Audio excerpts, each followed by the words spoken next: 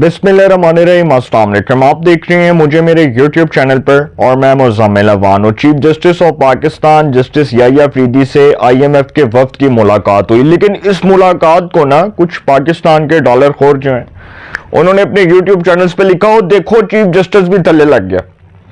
देखें इस किस्म के रिमार्क्स जो देने वाले, जो इस किस्म की बातें करने वाले लोग हैं, मैं फिर आपको बता रहा हूं कि मैंने उस दिन ये बात की थी कि chief justice of Pakistan justice Yahya Afridi को अपनी अदालत के वकार, अपने अदालत की इज्जत और अपनी अदालत के तकद्दुस को मरूज़े खातिर रखते हुए जो डॉलर खोर पाकिस्तान की अदालत के ऊपर चढ़ाई कर रहे हैं, जो डिस इंफॉर्मेशन फैला रहे हैं, इनको पीका ऑर्डिनेंस के तहत गिरफ्तार करने के अहकाम जारी करने चाहिए और सख्ती से जो है इनके खिलाफ एक मौक़िफ़ अपनाना चाहिए ताकि इनको सख्त से सख्त सजा दी जाए। अब चीफ जस्टिस IMF के वफ्द से मिले और उसमें इकनॉमिक जो मैटर्स हैं वो डिस्कस हुए। कोई अदालती मामलात नहीं आए। कोई IMF ने नहीं कहा कि जी असी जज लाने ने असी तुहाडे जजां नूं देख रहे हैं, हम आपके जजेस के ऊपर जो है वो नजर रख के बैठे हुए हैं। ये जितनी डिस इन्फॉर्मेशन फैलाने वाले लोग हैं सोशल मीडिया के ऊपर, देखें हुकूमत ने सोशल मीडिया को रेगुलेट करने का जो फैसला किया इस पर मैं हुकूमत को अप्रिशिएट करता हूं, इसलिए क्योंकि सोशल मीडिया को कुछ लोगों ने फेक खबरों का टूल बनाया हुआ है, फेक न्यूज का टूल बनाया हुआ है और सोशल मीडिया के ऊपर जिसका दिल करता है वो अगले की किरदार कशी करना शुरू कर देता है, उसके ऊपर कीचड़ उछालना शुरू कर देता है। और मैं आज तक, मैं आपको टू बी ऑनेस्ट बताऊं, जितने लोग मुझे गालियां देती हैं सोशल मीडिया के ऊपर, मैंने आज तक किसी को सीरियस नहीं लिया, क्योंकि जिसने गाली देनी है उसने अल्लाह से पाना है।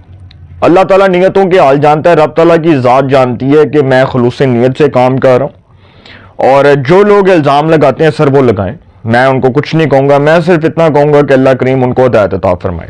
चीफ जस्टिस से जो आलमी इदारे IMF की मुलाकात हुई, आलमी मालियाती इदारे IMF के वक्त की मुलाकात हुई है, उसका जो एक डेलीगेशन पाकिस्तान आया हुआ था और फिर चीफ जस्टिस की वो पिक्चर भी आई, उसके ऊपर बात करूँगा। दूसरा मामला ये है कि इमरान खान ने और वज़ीर आज़म ने चीफ जस्टिस को खत लिखा है, इसके ऊपर बात करूंगा। तीसरा मामला कि जो जस्टिस मोहसिन अख्तर कियानी ने रिमार्क्स दिए हैं, जो उन्होंने एक पंजाब पब्लिक सर्विस कमीशन का केस इस्लामाबाद हाई कोर्ट में उसके खिलाफ जो दरखास्त की समाअत के दौरान फेडरल पब्लिक सर्विस कमीशन का जो केस है, उस केस की समाअत के दौरान, उस केस के खिलाफ जो समाअत थी उसके दौरान जो उन्होंने रिमार्क्स दिए हैं, ये फेडरल पब्लिक सर्विस कमीशन के नताइज रोकने के खिलाफ जो दरखास्त थी, उसके नताइज रोके गए थे ना, तो उसके खिलाफ एक दरखास्त आई हुई थी इस्लामाबाद हाई कोर्ट में।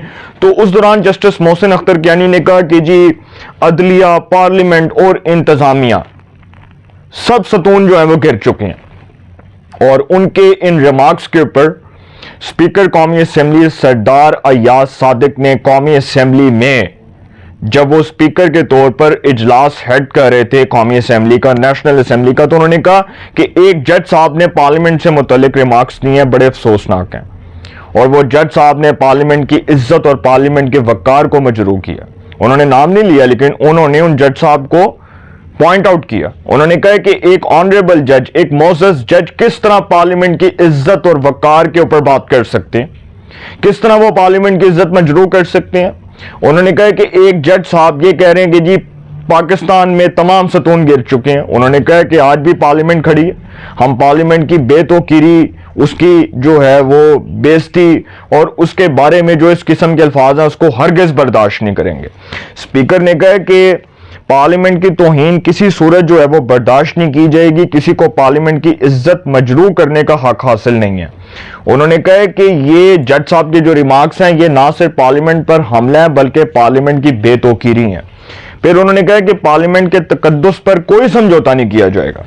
जस्टिस मोहसिन अख्तर कियानी साहब को उन्होंने जवाब दिया। अब चीफ जस्टिस से जो मुलाकात हुई है, IMF का जो एक वफ्द आया हुआ था, आलमी मालियाती इदारा जो IMF है, उस मुलाकात के दौरान जो चीफ जस्टिस की सहाफियों से गैर रस्मी गुफ्तगू हुई है, चीफ जस्टिस ने कहा कि मैंने IMF के वफ्द को जवाब दिया कि हमने आइन के तहत अदलिया की आज़ादी का हलफ उठा रखा है, ये हमारा काम नहीं कि आपको सारी तफसीलात बताएं। और भाई तुसी कौन होंगे पूछने वाले? चीफ जस्टिस ने कहा कि ये जो आप पूछ रहे हैं कि जी IMF पाकिस्तान में जजेस लगाने जा रहा है, IMF पाकिस्तान के अंदर जो है जुडिशरी को कंट्रोल करेगा, चीफ जस्टिस ने कहा ये सब फजूल और बकवास बातें। کہ IMF کا ایک وفد آیا بھائی, اس نے ایک عام سی ملاقات کی, عام ثاقب نثار صاحب ملتے تھے نا جنرل باجوہ سے, اور سب دنیا کو نظر آتا تھا کہ وہ کیا باتیں ہوتی تھیں. چیف جسٹس صاحب سے IMF کا وفد ملا یار, it's not a big news. یہ کوئی اتنی بڑی خبر نہیں ہے کہ جس کو ڈس انفارمیشن کے طور پر پھیلا رہے ہو آپ ٹی وی چینلز کے اوپر بیٹھ کر, آپ سوشل میڈیا کے اوپر بیٹھ کر فیک نیوز کا جو پروپیگنڈا ہے اس کو پروموٹ کر رہے ہو, اس کو ٹول بنا رہے ہو. تو چیف جسٹس نے کہا کہ یہ ہمارا کام نہیں کہ آپ کو ساری تفصیلات بتائیں. وفد کو national judicial policy meeting committee کے ایجنڈے کا بتایا. انہوں نے کہا کہ جو IMF کا وفد آیا تھا اس کو national judicial policy meeting committee کے ایجنڈے کا بتایا. چیف جسٹس نے کہا کہ وفد کو بتایا کہ ماتحت عدلیہ کی نگرانی ہائی کورٹس کرتی ہیں. IMF وفد کو عدالتی ریفارمز نیشنل جوڈیشل پالیسی سے آگاہ کیا. انہوں نے بتا دی ڈیٹیلز جو اس ملاقات میں جو باتیں ہوئیں. پھر چیف جسٹس نے عمران خان کے خط کے حوالے سے کہا کہ عمران خان کا خط جو ہے وہ مجھے موصول ہو گیا, اور وہ معاملہ جو ہے 184(3) کے تحت ہے. انہوں نے کہا کہ بانی PTI کا جو خط ہے وہ مجھے موصول ہو گیا, اور اس کے ساتھ ساتھ بانی PTI نے خط کے ساتھ دیگر مواد بھی منسلک کیا, اس کے ساتھ کچھ چیزیں بھی لگائی ہیں. انہوں نے کہا کہ یہ معاملہ 184(3) کے تحت آتا ہے, اس سے آئینی بینچ دیکھے گا. انہوں نے کہا کہ ہم نے بھی جو دیا بھائی آئینی بینچ کے پاس اور نبیڑ لیں گے اس معاملے نو, وہ جانے آئینی بینچ جانے. چیف جسٹس نے کہا کہ میں اس معاملے میں نہیں آؤں گا کیونکہ سپریم کورٹ میں کانسٹیٹیوشنل بینچ بن گیا, اور کانسٹیٹیوشنل بینچ بننے کا مقصد یہ ہے کہ جو 26ویں آئینی ترمیم ہوئی ہے اس کا مقصد یہ ہے کہ 26ویں آئینی ترمیم کے تحت کوئی بھی آئینی معاملہ ہوگا وہ آئینی بینچ دیکھے گا. اب وہ آئینی بینچ جو 7 رکنی آئینی بینچ ہے جس میں جسٹس امین الدین خان ہے, جسٹس محمد علی مظہر ہیں, جسٹس حسن اظہر رضوی ہیں, جسٹس کیا نام ہے ان کا, جسٹس نعیم اختر افغان ہے, جسٹس مسرت العلی ہیں, اور جسٹس کیا نام ہے ان کا, ایک اور جج تھے مجھے ان کا نام بھول گیا. تو جو 7 رکنی آئینی بینچ ہے, جسٹس جمال خان مندوخیل, 7 رکنی آئینی بینچ کانسٹیٹیوشنل میٹرز کو دیکھے گا. تو 7 رکنی بینچ کے سامنے عمران خان کا جو ہے وہ چلا جائے گا خط. تو انہوں نے چیف جسٹس نے کہا کہ مجھے وزیر اعظم کا خط موصول ہوا, اور چیف جسٹس نے کہا کہ جو وزیر اعظم کا خط ہے اس کے اوپر انہوں نے بڑا زبردست جواب دیا. انہوں نے کہا کہ ہم نے اٹارنی جنرل کے ذریعے اسلام کا جواب بھجوا دیا اور پیغام دیا کہ خط کا جواب نہیں دوں گا. انہوں نے چیف جسٹس نے کہا کہ میں وزیر اعظم کے خط کا جواب نہیں دوں گا. میں نے وزیر اعظم صاحب کو بذریعہ اٹارنی جنرل کہا کہ اپنی ٹیم کے ساتھ آئیں. انہوں نے کہا کہ ہم نے قائد حزب اختلاف سے بڑی مشکل سے رابطہ کیا. وزیر اعظم اور اپوزیشن لیڈر کو سپریم کورٹ مدعو کیا ہے. ہم نے اپوزیشن اور حکومت دونوں سے عدالتی اصلاحات کے لیے ایجنڈا مانگا ہے.